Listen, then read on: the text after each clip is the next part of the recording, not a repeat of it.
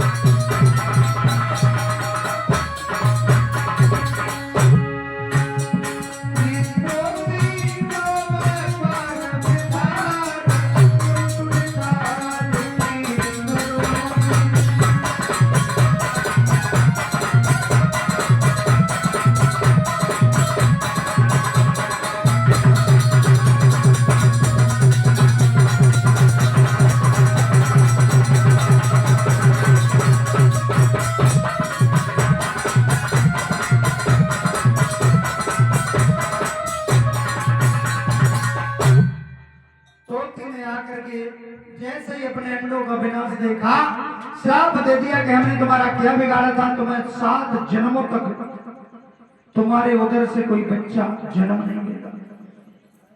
अब महाराज तीनों बहनें काचल और वाचल और आचल और सहेलियां लौट करके महलों के लिए जब चली हैं, महलों में जब पहुंची हैं तो मैया का हाथ पकड़ करके रोने लगी और कहने लगी, मैया आज हमसे बहुत बड़ा नरक हो गया, बहुत बड़ा पाप हो गया। तो क्या बोली है,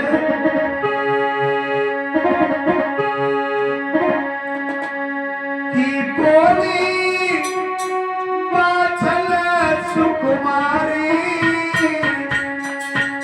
और मैया करो बड़ो मैंने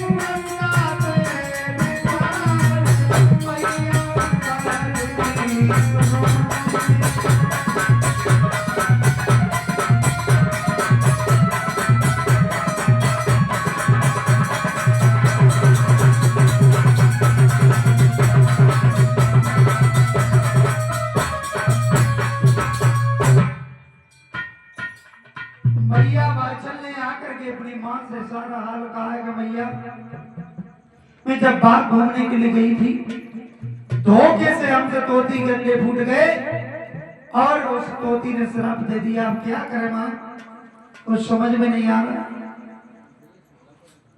मैया बहुत समझा रही है, कहने लगी बेटी अब जो काम बिगड़ गया वो नहीं बनेगा, चिंता करने से दुख दूर नहीं होते। सुनो मेरी बात बेटी, अब भगवान का भजन करो तभी तुम्हारा बेड़ा पार हो सकता है।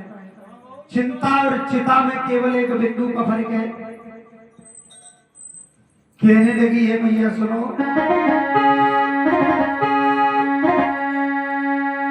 कि ये चिंता पूरी चिता से और नर को निर्जीव बनाती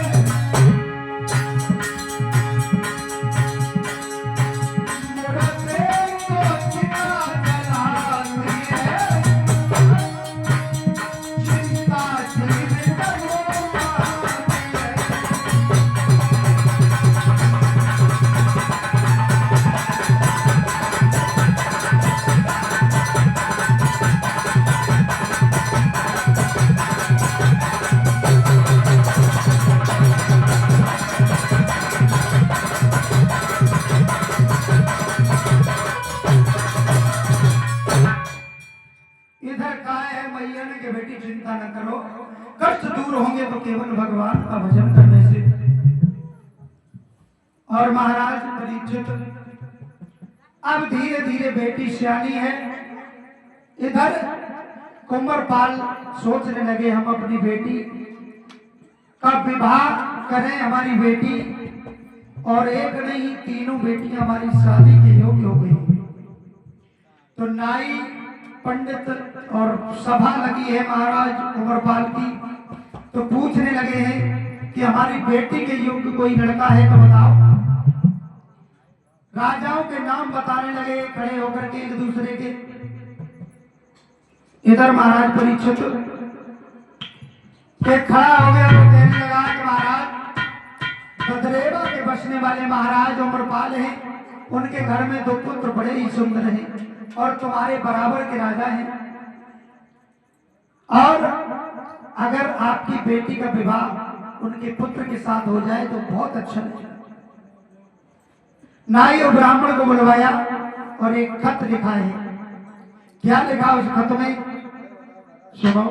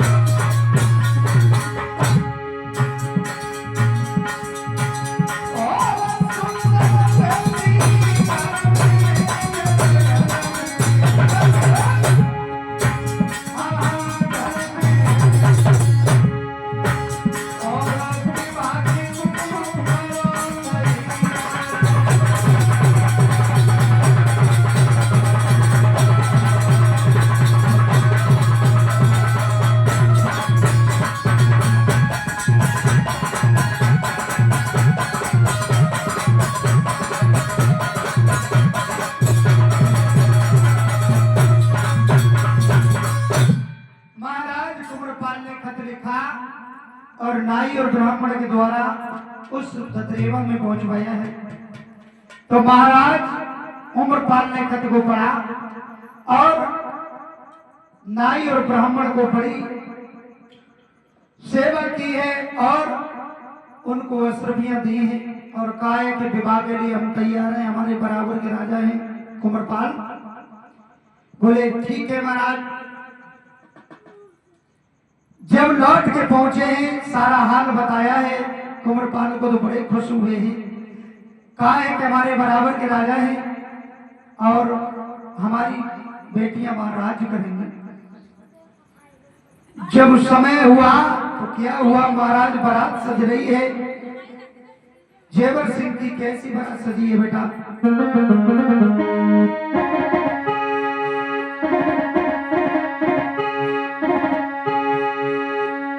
रथ सज रहे हैं, हाथी सज रहे हैं, घोड़े सज रहे हैं महाराज। जेवर सिंह की बारात,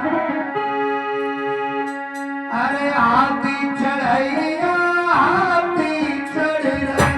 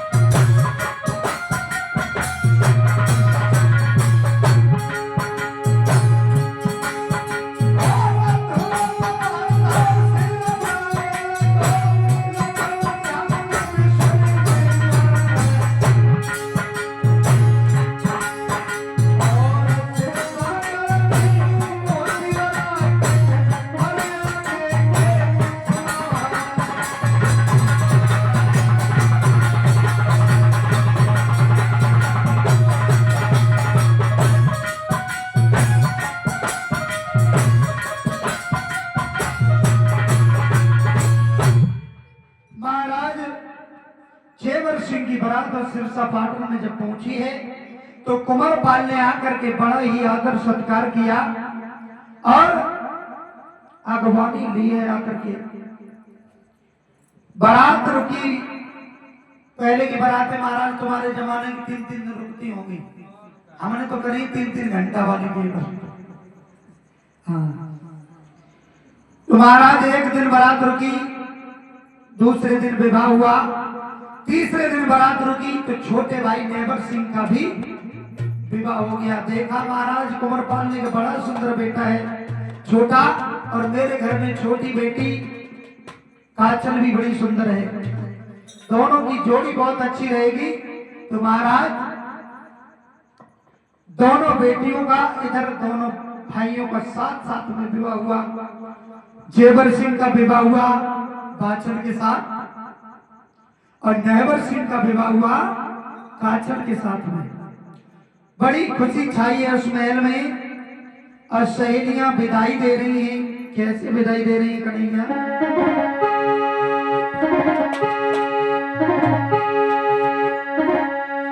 अरे क्या मेरी बहने और तू रहे सुखारी,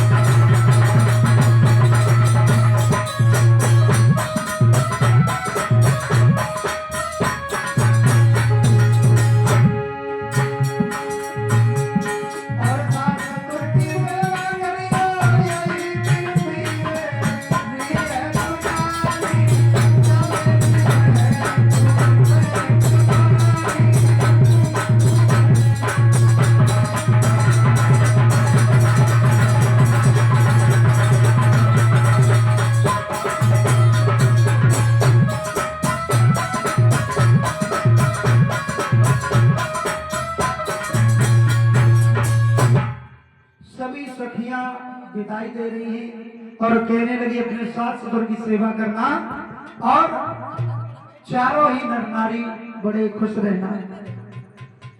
इधर महाराज परीक्षित जैसे विदाई हुई और उस तत्रेवा नगर में बिता करा करके आए, क्या हुआ?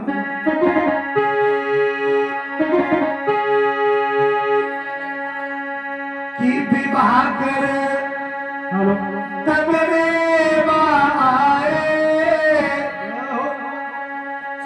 और खुशी सबने मनाई है।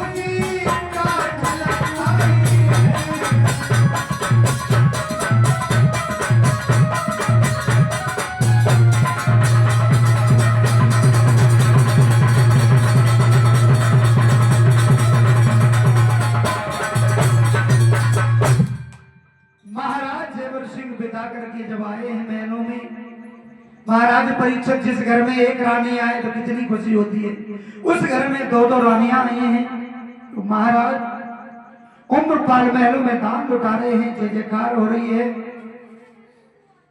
धीरे धीरे भैया समय व्यतीत होने लगा। और समय व्यतीत हुआ, 12 वर्ष बीत गई, लेकिन किसी बेटा बेटी ने सुहागन में जन्म नहीं लिया। अब जन्म ले में कहा तो दोनों पापी पापी इकट्ठे हो गए। जेवर सिंह ने एक हिरनी का वध किया था और इधर मैया बादशाह ने एक तोती के अंडे फोड़ दिए थे 7। उसको भी श्राप लगा था कि 7 जन्म तक पुत्र की प्राप्ति नहीं होगी। माता बहनों, कथा समझ में आ रही है कि नहीं? कुछ कथा हम लोग कह रहे वो समझ में आ रही है कि नहीं है? अच्छा, बहुत अच्छी बात है ना। हम चिल्लाते रहे तुम्हारी कुछ समझ में ना आए तो कथा कहना बेकार है।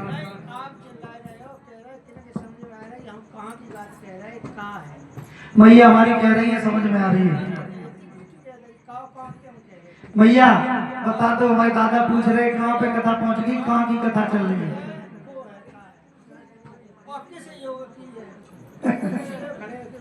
मैया को सब मालूम है, पुराने तुम्हारे जमाने की है। वो सब बता रही है, वो सुन रही है कथा को बड़े ढंग से। बोलिए सच्चे दरबार की जय हो। इधर 12 वर्ष व्यतीत जब हो गई, किसी बेटा बेटी ने जब जन्म नहीं लिया, एक दिन मैया बाछल आंगन में बैठी आंखों से नीर बहा रही है। महाराज जेवर सिंह कचहरी को बर्खास्त करके जैसे ही महलों में घुसे, मैया बाछल ने हाथ पकड़ लिया और रोने लगी। और क्या बोली है कन्हैया?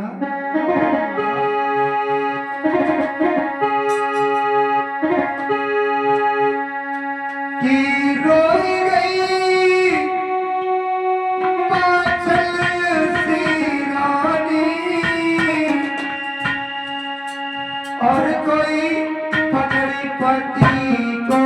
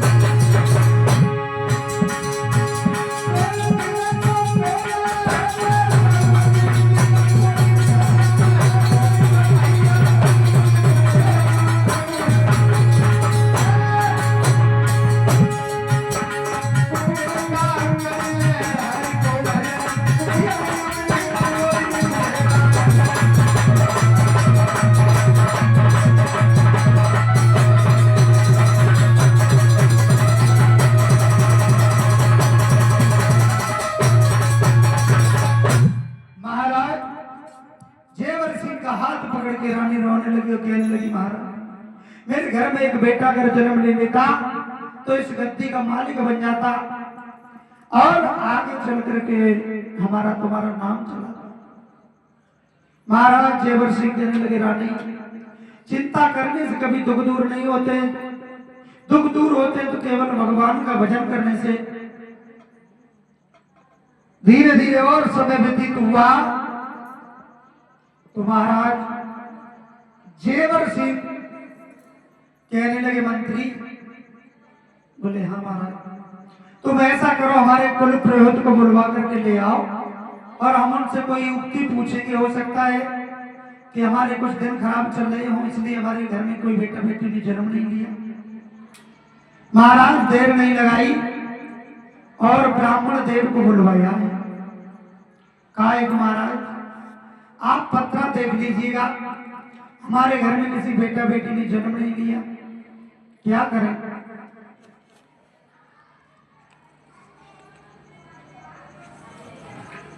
महाराज ब्राह्मण देव उस आंगन में आए, क्या हुआ है कन्हैया बेटा।